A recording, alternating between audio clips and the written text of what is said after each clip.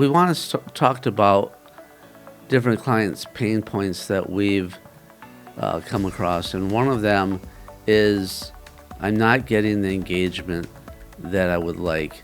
We're not getting the likes, the comments, and stuff like that. I think that people do see that, and if you can see the behind the scenes of it, you can see the views or the impressions. And I think that in order to do that, again, it's not only about the raw numbers, it's about who are those few dozen of people that are interacting with it. It's important to realize if you were to go to a trade show and you were to come out with one big order for your business, you would say that would be successful. But again, trade shows, it's a lot of work, it's a lot of power. It's expensive to travel and stay there, but I think that video has the ability to transcend that. But speak to the idea of what would you say to someone if they say, well, we're struggling with getting the likes and the engagement? Yeah, so typically if it's a business page versus a personal page, that will be the difference.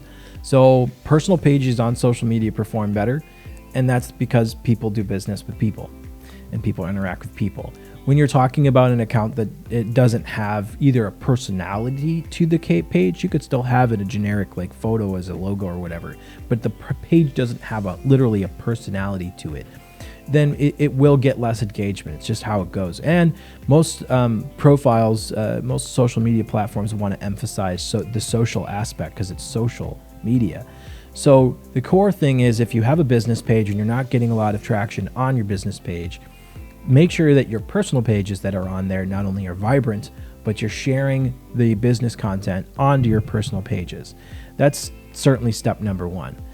The other thing is to be social with your business page. Go and interact with other people's pages. Just like if you were like we've talked about this before, you're at a trade show and you just come up and drop your booth there and then you leave.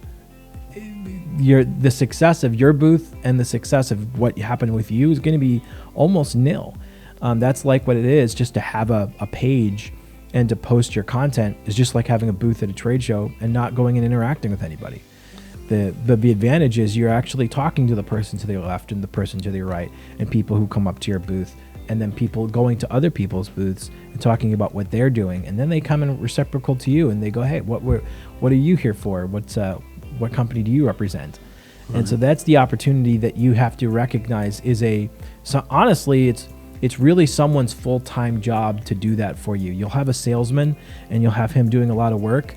This is like what you would send a salesman to do for a trade show. This is every day, a trade show every day online. And so it's important to think about having a dedicated person that does this in order to help your engagements improve. Right, and I'll leave you with the last word on that. I think that's an excellent way to wrap this up.